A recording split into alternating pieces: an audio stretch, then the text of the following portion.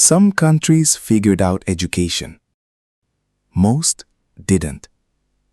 The gap between them isn't money. It's not culture. It's not even politics.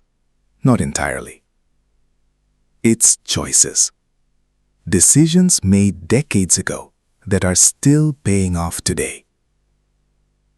We're going inside 10 of those countries. What they actually do. What students actually live through. No fluff, no agenda. Just what's real.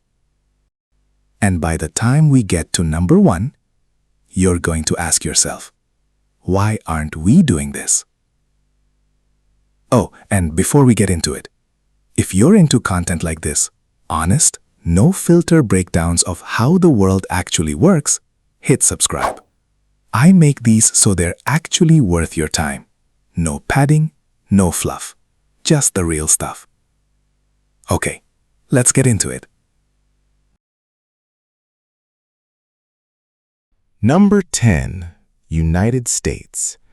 Big dreams, big price tag, big inequality. Harvard, MIT, Stanford. Yeah, America has those. Everyone knows. Here's what people don't talk about. The U.S. doesn't have one education system. It has 50, one per state. And the quality of your education depends almost entirely on your zip code. Rich state? Great schools, modern resources, solid teachers. Poor area? Outdated books, underfunded classrooms, burned out staff. Same country, completely different reality. And college? The average cost runs $35,000 to $60,000 a year. Students graduate with debt that follows them for decades. Some never pay it off. But here's what America genuinely gets right. Freedom. Students can switch majors, explore disciplines, take risks academically. The system rewards creativity and independent thinking in a way most countries don't. That's not nothing. That's how you get Silicon Valley. Number 9. Australia. Australia made a decision most countries haven't.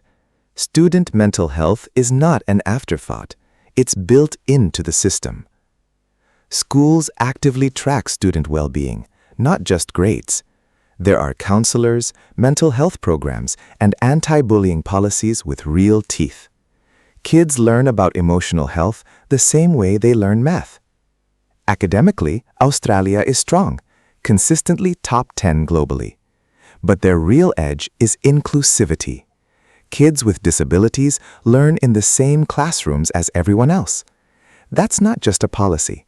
It's a statement about who deserves a good education. University debt?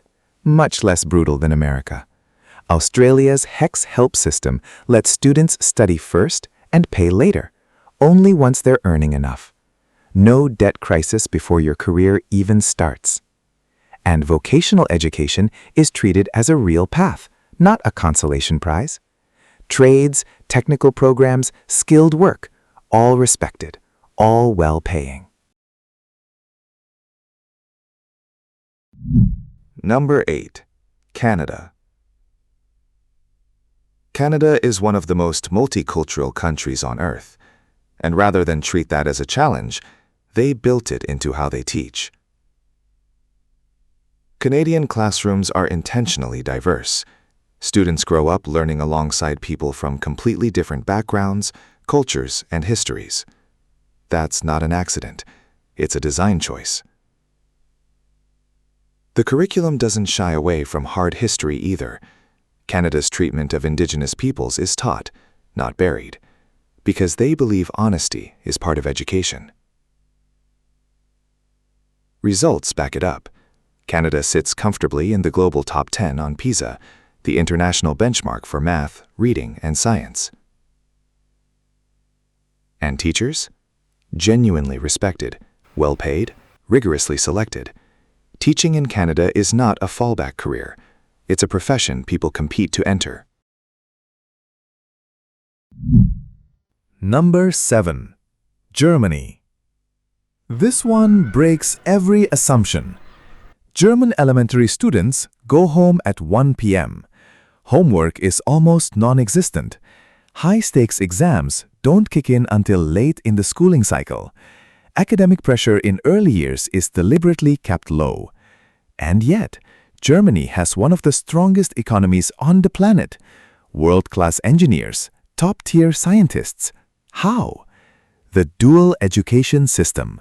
Starting around 15 or 16, students can choose a vocational track, school 2 or 3 days a week, real workplace apprenticeship, the rest. By the time they finish, they have years of actual work experience.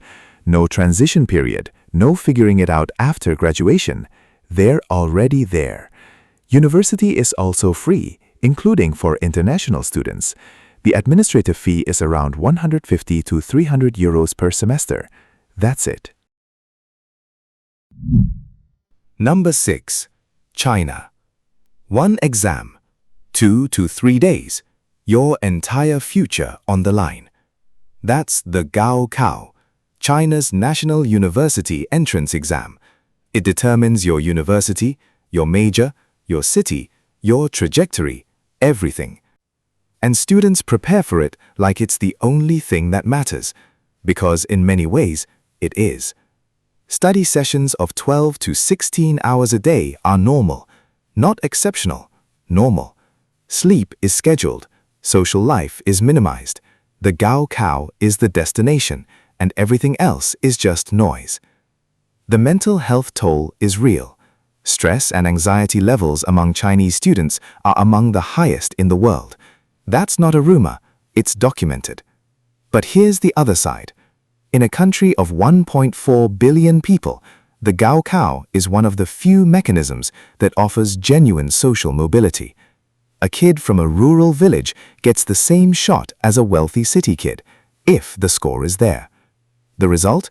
China produces more STEM graduates than any other country, over 1.3 million per year. We're halfway through, and I want to ask you something before we keep going. Of the 6 countries we've covered so far, which one surprised you the most? Drop it in the comments. Seriously, I read every single one, and the answers are always more interesting than I expect. Also, if you're finding this useful, now's a good time to subscribe if you haven't.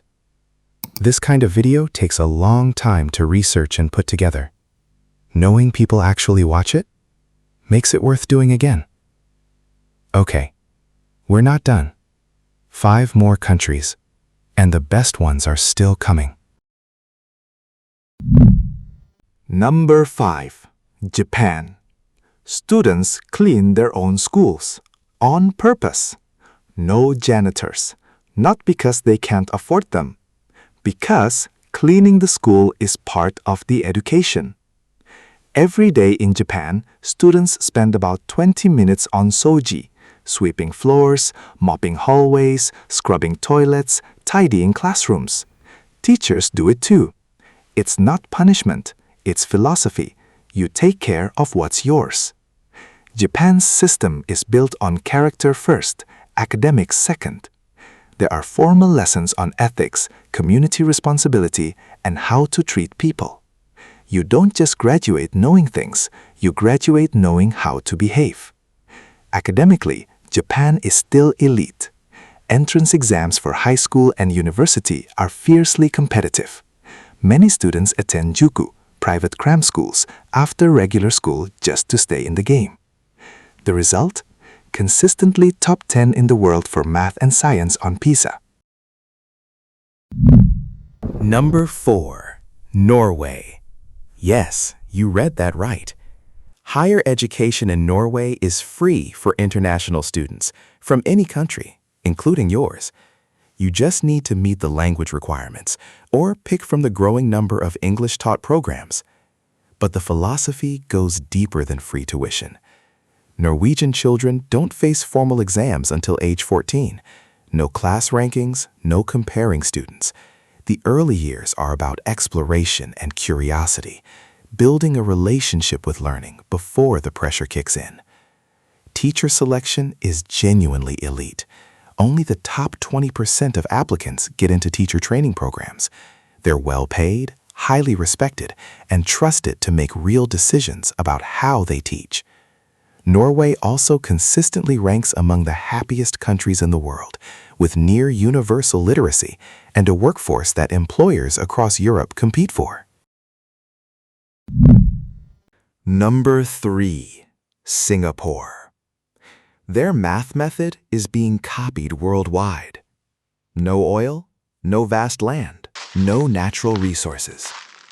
Singapore has one asset: people. So they put everything into developing them. The result?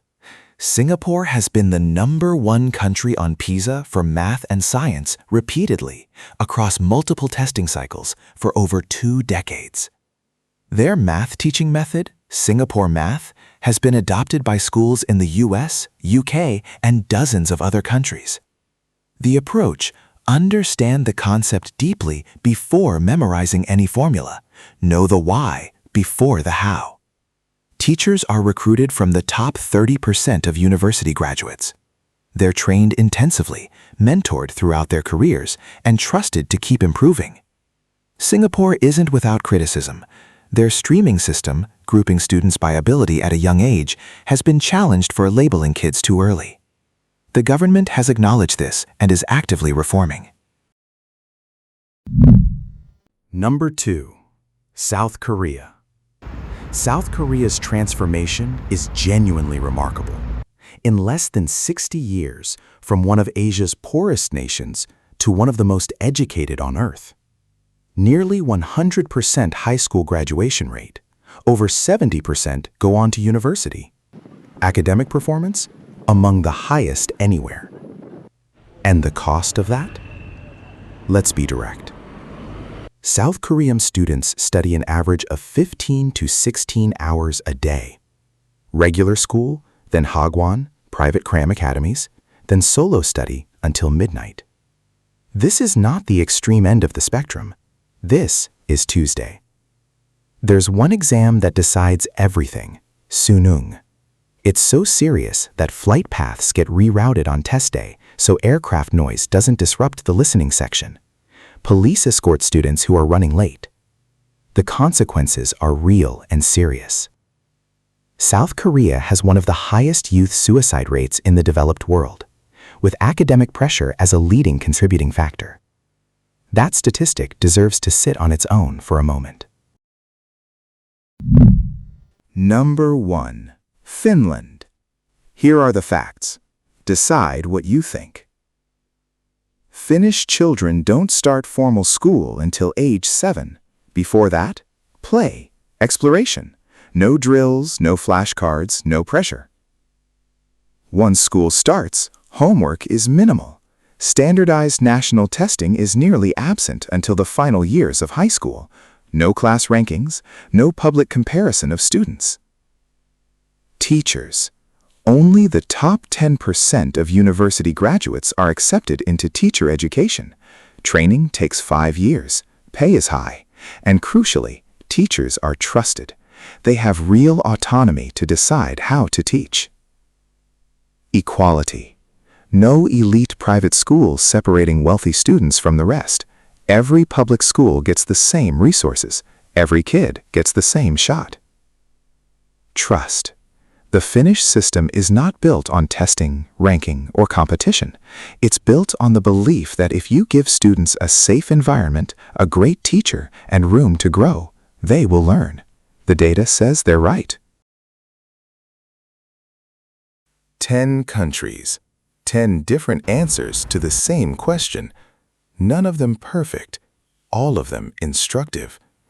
America has freedom, but accepts inequality. China has scale, but demands sacrifice. South Korea has ambition, but is paying for it. And Finland built something that looks almost too simple to work, and works better than almost anything else on Earth.